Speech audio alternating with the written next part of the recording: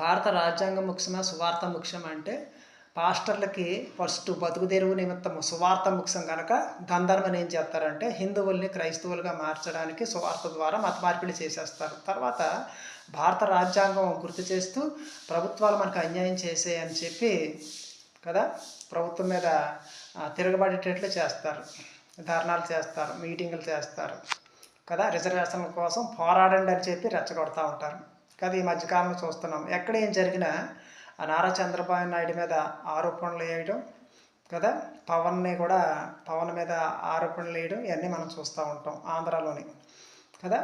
First రాజ్యాంగం ప్రకారం rules ప్రకారం సువార్తలు ప్రకటించుకోండి, మీ రిజర్వేషన్లు ఏంటో మీరు చూసుకోవాలి. అంతేకాకుండా అలా కాకుండా సువార్తలు ప్రకటించేసి తన మత మార్పులు మార్చేసి తర్వాత రిజర్వేషన్ల కోసం ఆలోచించడం అది సరికాదని నేను తెలియజేస్తూ ఉన్నాను.